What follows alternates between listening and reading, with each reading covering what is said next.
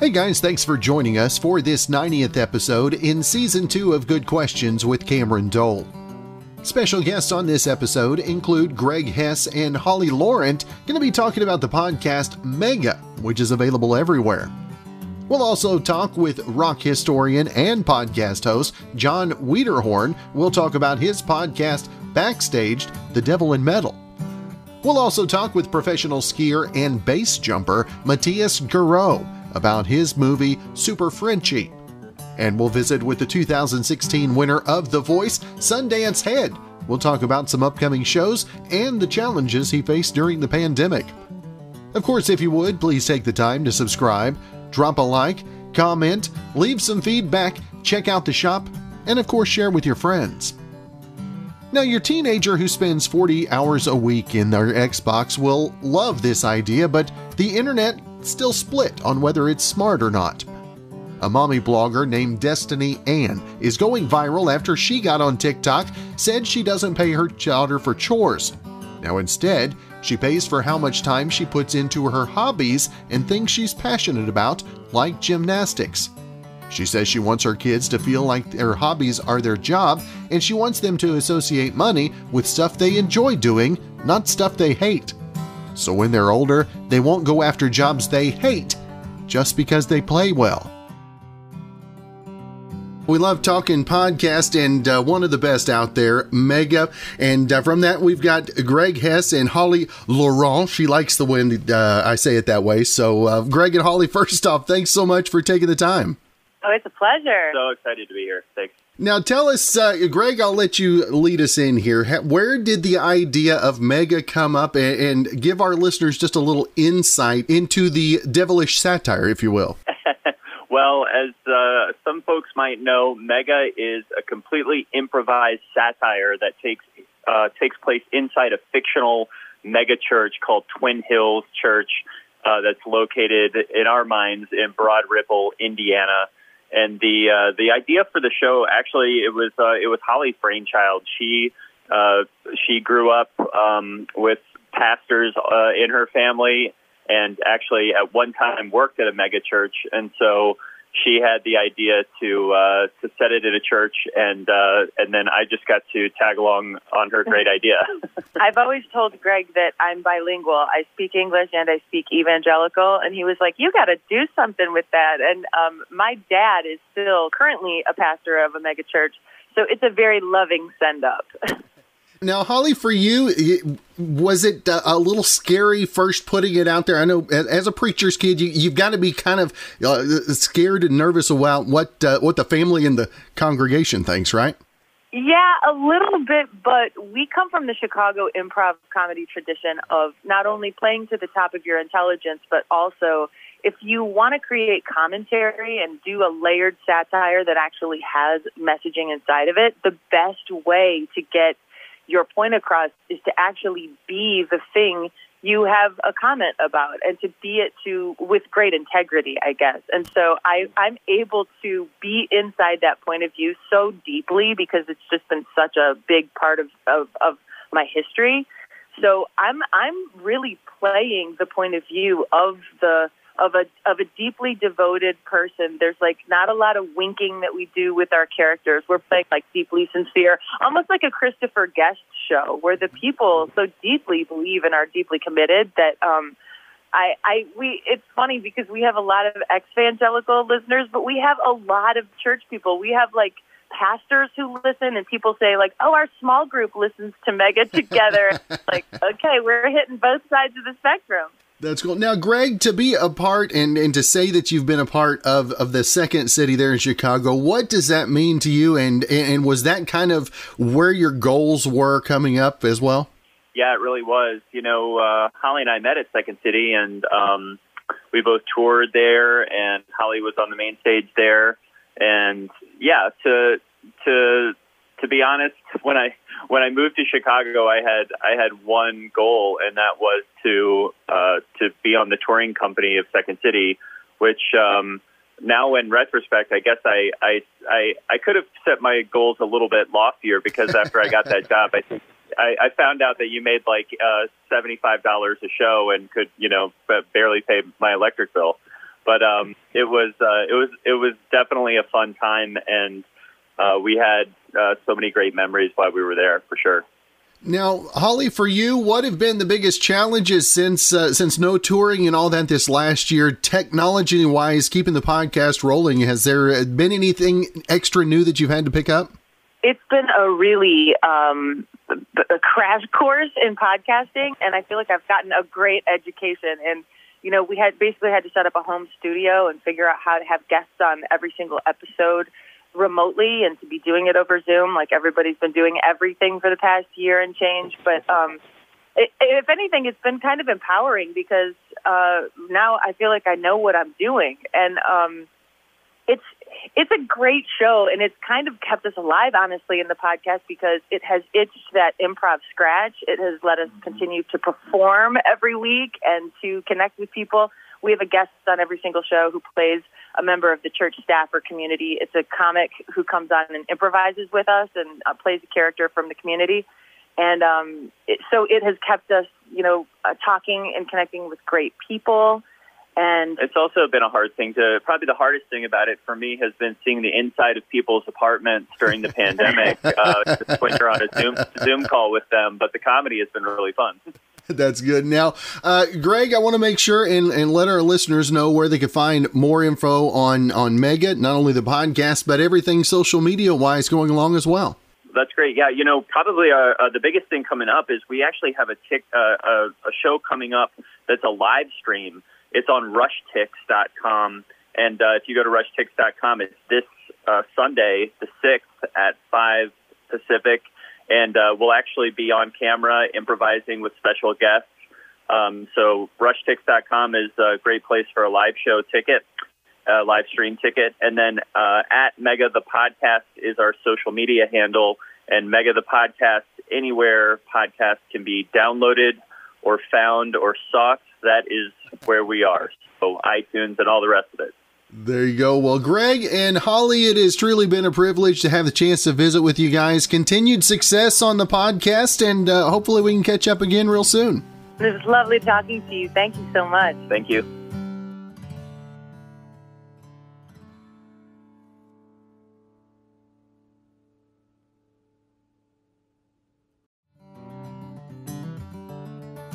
Now, in your opinion, which state totally stinks? And I mean that literally. I mean, which one smells the worst?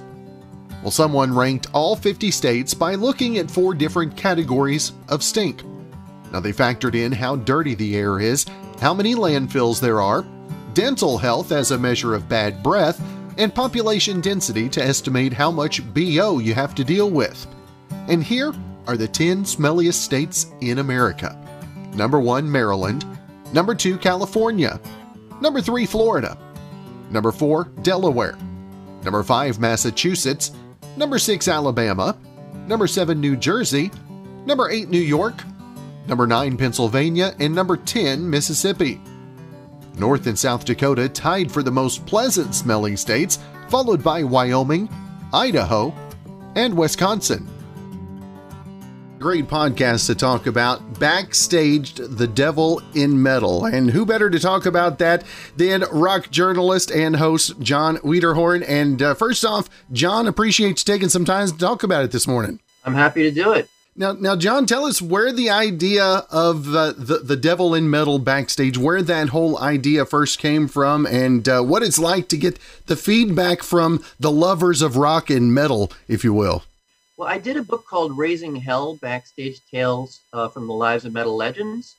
And in that, we attacked all of the different ideas and I hate to use the word tropes, but the aspects of metal that fans and people who live the lifestyle and are delved into the culture, explore. And those being alcohol. I took a tongue-in-cheek approach. So it was, there's alcohol, there's Satanism, there's drugs, there's throwing up, there's falling off, injuring yourself on stage. There's a chapter called The Highway to Hell, which is about crazy things that happen on the road.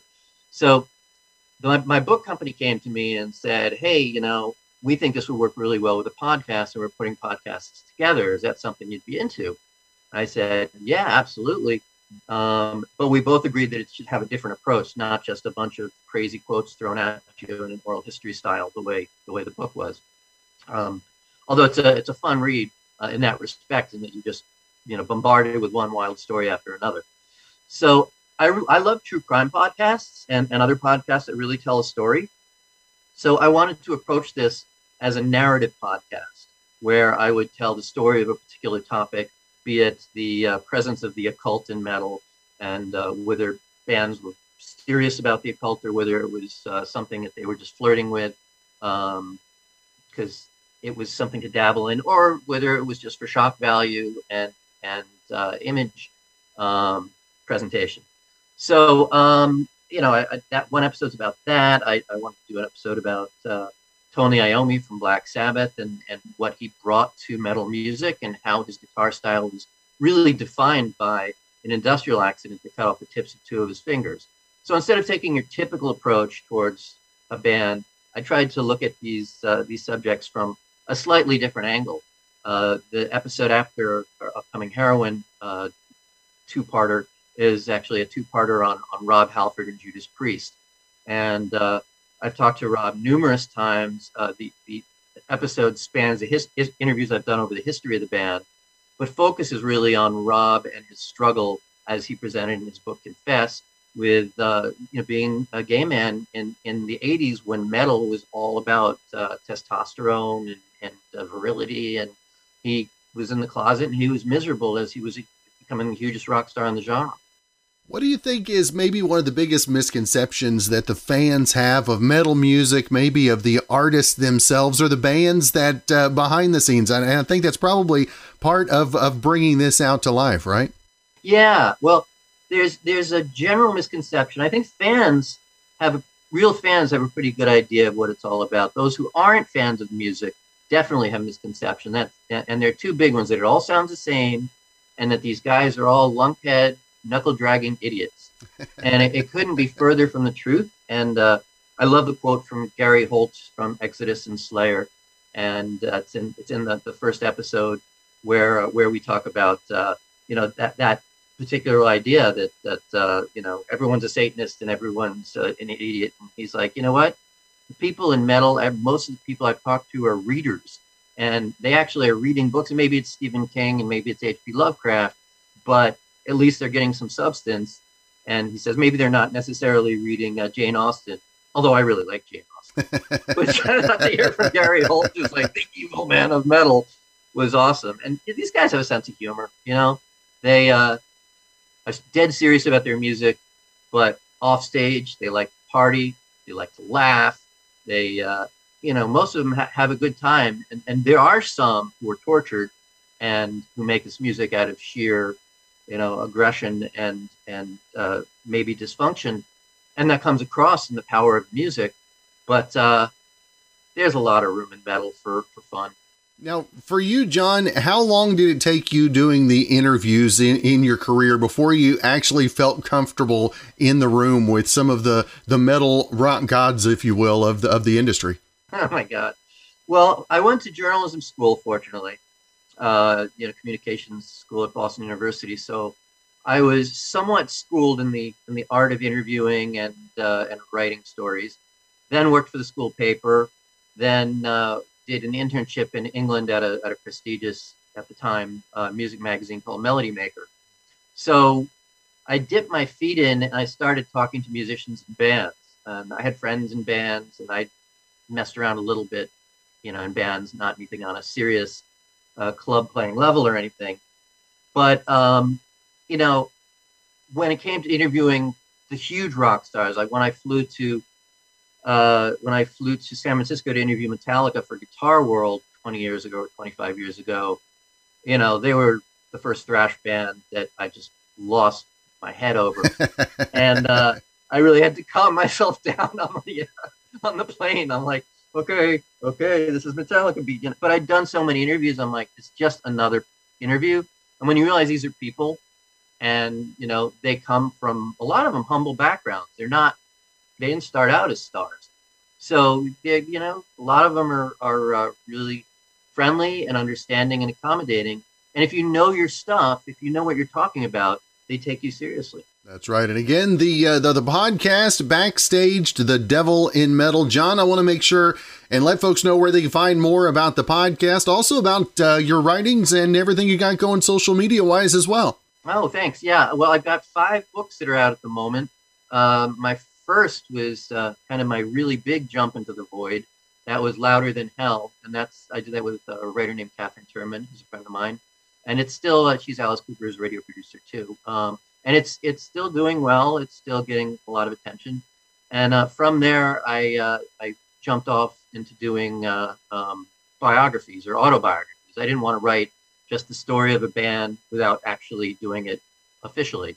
So I worked with Scott Ian from Anthrax, and he and I did his autobiography, I'm the Man, and Al Jurgensen from Ministry, which was just a trip in many, many ways. A hysterical guy, and full of wild stories of debauchery and sheer abandon. And that one's called Ministry, The Lost Gospels According to Al Jurgensen. I also worked with Roger Moret from Agnostic Front on his book, Agnostic Front, Grit, Guts, and Glory. And then the latest book, Raising Hell, Backstage Tales from the Lives of Metal Legends for Diversion, who then hooked me up with this podcast. So, I'm on the social media outlets. My Twitter handle is Louder Than Hell, but it's also Jon Weiderhorn. And then Jon Weiderhorn for Facebook. And there's I believe it's Backstage. I think it's just Backstage The Devil in Metal. They were going to call it Backstage Podcasts for a while, but you can look for both. It's there. Google it. Happy to answer any questions or read any criticisms. Hate mails, welcome. Fan mails, loved. It's good to talk about this stuff. And metal fans are, power to you. Double horns up, because it's a great thing to be a part of. That's right. And you need a little of that hate mail to build that angst back up. Isn't that right, Jon? Maybe a little bit. Well, Jon, there you go. It's been great to visit with you this morning, brother. I appreciate you taking some time out of your schedule. Have a great rest of your week, and let's catch up again real soon. Thanks so much, Cameron. Same to you.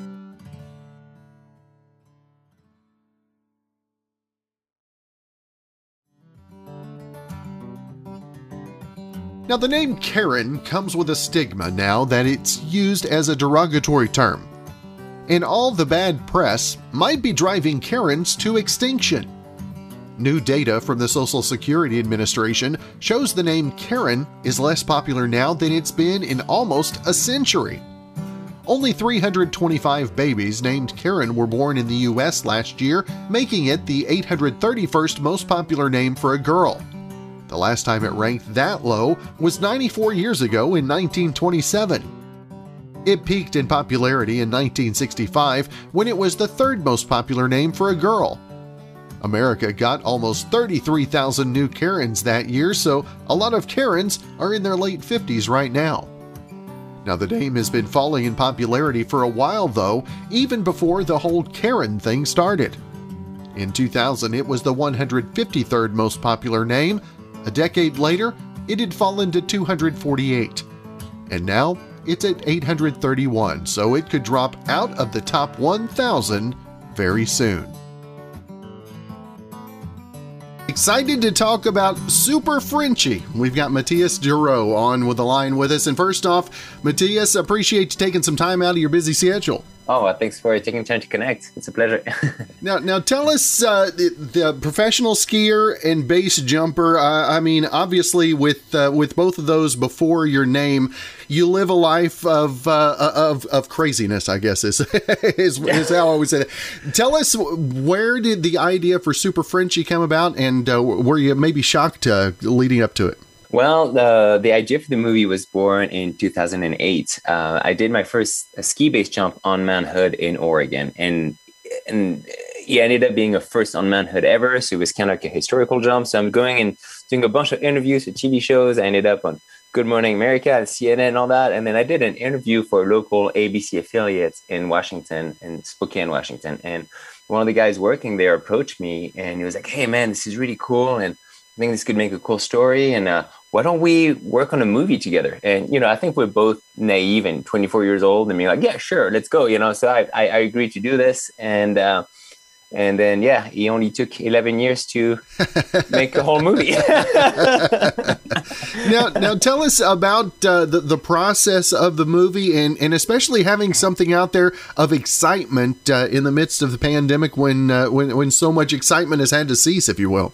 Well, I'm excited. I'm really excited to share that movie, especially at the time like right now, right? Because we've all been cooped up and haven't been able to really achieve what we're trying to achieve or cross things off our bucket list, if I may say, right? But I think this movie comes at a time of excitement because we all starting to get out of our house and travel and be able to explore the world again. And I hope it's a movie that will inspire people to make it happen and live intentionally, now, Matthias, doing living the life and the craziness that you partake in. I mean, what kind of things are left on the bucket list, or are you starting a second page, if you will?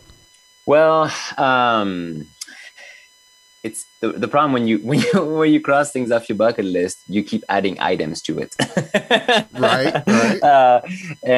So I have a thorough list of mountains that I'm trying to ski, or first ski-based jumps I'm trying to do pretty much almost all over the world. I have a lot that I'm trying to do in the Alps, South America, all the way to Pakistan and the Himalayas. So I think it's hard to put a date on, when this is going to stop or whatever. I think it's more like a dedication and a story of a vocational story in the end, and I have many things, but that movie in particular, you were talking about chapters and turning a page. It really shows my growth, since childhood and being a professional athlete all the way to starting to be a professional athlete all the way until pretty much now. And now, towards the end of the movie, roughly, I'm starting to really mix alpinism with steep skiing and base jumping all at once, all together. And so now it's this milestone is opening so many other routes and projects that I'm trying to accomplish in the mountains. So now it's great because it's the journey through the mountains feels like it's not going to end anytime soon because there's so many things to do. Now, what is it about alpinism and being in the mountains that inspires you to keep chasing your dream? Well, I think it goes all the way back to my childhood. I learned to ski in the Alps when I was 18 months old, right in front of Mont Blanc, the highest peak in Western Europe. And when you grow up over there, it's several things happen. A lot of mountain legends go there or are from there because it's kind of like what Hawaii is to surfing. That's what the Alps are to mountain sports, right? This is where a lot of sports were invented or being pushed or still being invented. And so you're super inspired by this environment, but you still, you learn to respect the mountains and love them at the same time. So that's what triggers pretty much an existential quest. And so that's I can't remember where I was going to go with this, but this is pretty much it. Now, as we all dealt with 2020, how did that change maybe your goal setting going through 2021 and even 2022 and beyond? Well, that's an interesting question because, to use surfing as an analogy again, and I use that often because I'm an avid surfer. I'm not a professional surfer, but big wave surfers, for example, what I do is kind of like the big wave surfing of skiing, where you ski things that are almost too big to survive, right? And that's why you have to have a parachute. A lot of big wave surfers, a lot of them use jet skis to get towed into waves that are too big to even paddle into. But to be able to get those big waves, the surfers train all year round for that short period of time every year when the waves are going to be the biggest. Well, for me, it's the same. So I train all year round for that one real big period in the year when I can climb very, very high and to go and jump up very, very tall things and ski very challenging stuff. So when COVID hit last year, it was right when I was going to go to the Alps. So I had to cancel all my plans. And so instantly the way I approached it So much uncertainty, but I looked at it as, instead of being a 1-year training period, this is going to be a 2-year training period. So I'm actually flying back to the Alps a week from today to go and get hopefully more stuff done if the weather lines up. But I'm ready. I've been training for 2 years and I'm ready to go. Yeah, an extra long training period. Yeah, it's going to have great results. Matthias, I look forward to hearing about that as well. And Matthias, I want to make sure and let our listeners know if they want to find more information, not only on Super Frenchy, but everything you've got going social media wise as well, my friend. Oh, thank you. Yeah. So my Instagram is @SuperFrenchyOfficial. And for the movie, it's pretty easy. It's Super Frenchy Movie on Super Frenchy Movie on Instagram. But then if you go on superfrenchymovie.com, you can access all the platforms where you can watch the movie. We have a limited theatrical run. So go on superfrenchymovie.com, click on Get Tickets to find if there's a theater near you playing it. But if you want to watch it from the comfort of your home, just click on Watch at Home and you'll see all the platforms where you can watch the movie. Well, there you go. Well, Matthias, it has been great to visit with you today, sir. I appreciate you taking some time and I hope you have a great rest of your week. Thank you, Cameron. Same to you.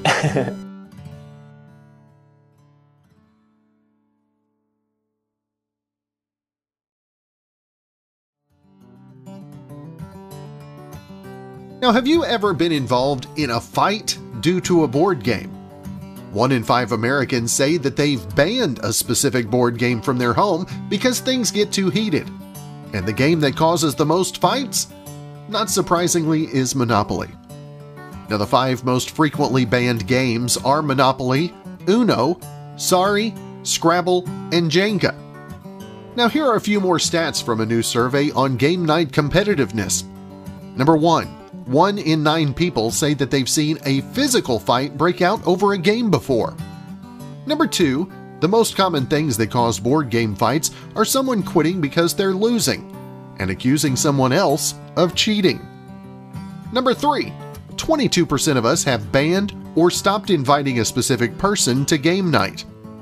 Number 4, just over 1 in 8 people admit that they are usually the one who causes the drama.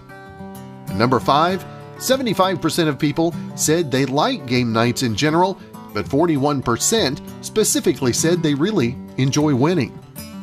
Now, the poll also found that the most popular game categories are board games, card games, dice games like Yahtzee, and party games like charades. Looking forward to June 26th, headlining the American Spirit Festival. We've got Sundance Head on the line with us. And first off, Sundance, great to visit with you, my friend. Yes, sir. Thanks for having me on your program. Now tell us what it's like to see things opening up as an artist after so much time that you probably were counting the moments, weren't you, as time was passing?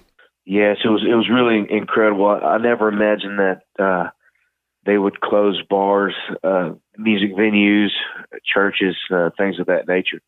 You think no matter what's going on in the worst of times, those places are going to be there, you know. And I just can't believe it. It was something that I was unprepared for. I know a lot of people were. So now, did you find inspiration writing wise in the time, or did you have to take a little bit of time to maybe regroup your emotions, if you will?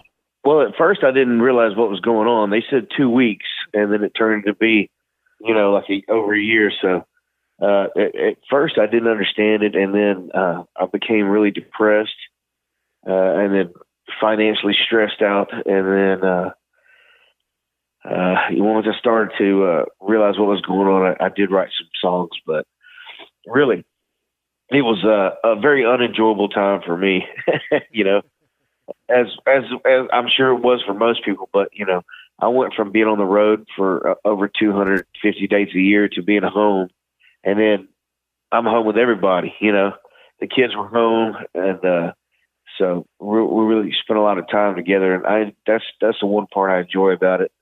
But as far as writing music, I was more concerned on about how I was going to, pay my finances with no money coming in. Now, what's the biggest thing you had to learn to kind of adjust the way you saw things over the last year? Well,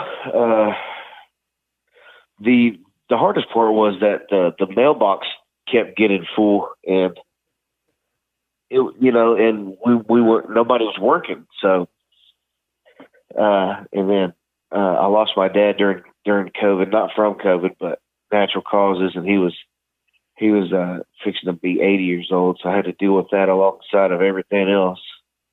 So there's been a lot of things that I've had to figure out between 2021 and 2020, but those are just those are challenges that the Lord gives you, and if you have faith in Him, then you just do your best and let Him work it out for you. That's what we've been trying to do. So far, it's been a good experience for me. Now, Sundance, as you got the opportunity to get back up on stage, what was it like the first night? Were there jitters, kind of like the first time around? Man, I still have them. I'm unsure if I'm unsure if I know the words. Just being in front of people is kind of it's like having to go through that anxiety all over again, but learning how to become comfortable in front of people. And so it's a strange thing having to reflect on yourself again, and it's kind of like it's kind of like being a new artist. Really, I'm sure it's the same way for everybody. Before COVID, man, we were like lights out. We played 90 minutes and we'd never stop to take a breath, And now we get to about 115 minutes. I'm like, how much longer? And I'm like, no way. I got to get out of here right now. Who has been the biggest inspiration in this time? Like you said, you've gone through the highs and the lows, and obviously there's folks in your corner. And who's been the one that you've been leaning on the most? Well, my dad was helping me out a lot, before he passed, and my wife, she's probably been the strongest person around me.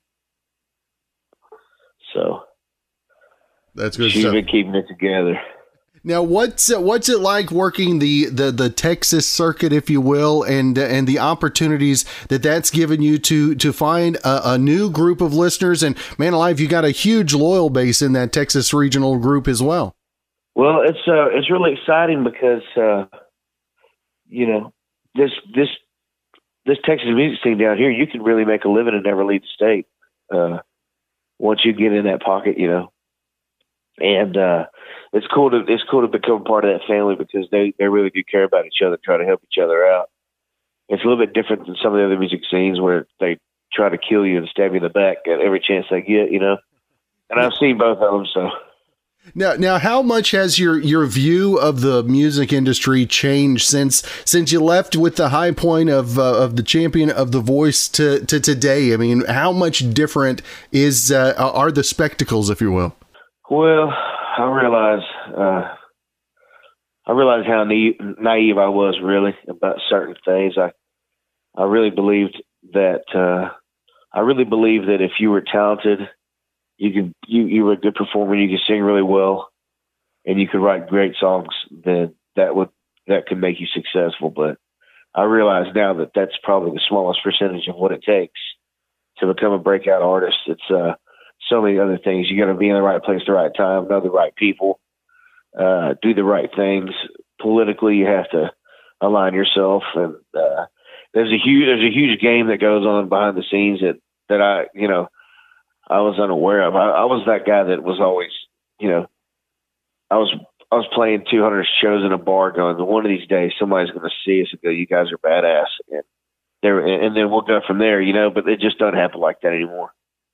That's right. Now, again, the American Spirit Festival is coming up on June 26th at Hoyt Shaded Park in Altus, and Justin Larkin opening the night and Sundance leading us right up to the fireworks. And I mean, how hard is it going to be for you to keep the energy up and keep that energy level leading into those fireworks as well? Oh, we're ready, man. We're pumped up. We love that town. We've been through there. We did a Air Force tour and came through Altus, so I know all about it. It's a great little place. That's good stuff. Now, Sundance, if folks want to find more information about the music, the upcoming tour dates, and everything else you got going social media-wise, where's the best place to keep up, brother? Well, we're on all the platforms. You just look up Sundance Head with a blue check, and that's it, man. Connect with us. We'd love you to be part of the music family. I do 100% of the social networking myself right now, since we cut a lot of things back during COVID, and I actually enjoy it more. I love to interact with people online, so shoot me a message. We'll hook up. There you go. Well, mark your calendars, June 26th. He'll be here in Altus and Sundance. Great to catch up with you, brother, and looking forward to seeing you in a couple of weeks. Yes, sir. Thanks for the interview. Y'all have a good day. Well, thanks again for joining us for this 90th episode in Season 2 of Good Questions with Cameron Dole. If you ever have a comment, question, anything else you'd like to know, you can hit me up on the contact page at gqwithcam.com. You can also find me on Twitter, Instagram, Facebook, and TikTok, all at GQWithCam. If you'd like to help out in the funding for this podcast, visit our merch store, where we've got hoodies, mugs, tumblers, shirts, stickers, and more. That's gqwithcam.com/shop. If you have a special guest idea, email me, gqwithcam@gmail.com. Well, thanks again to our good friend Brandon Allen for coming up with our theme music. We're going to let him play us out and hope you guys have a great rest of your Thursday.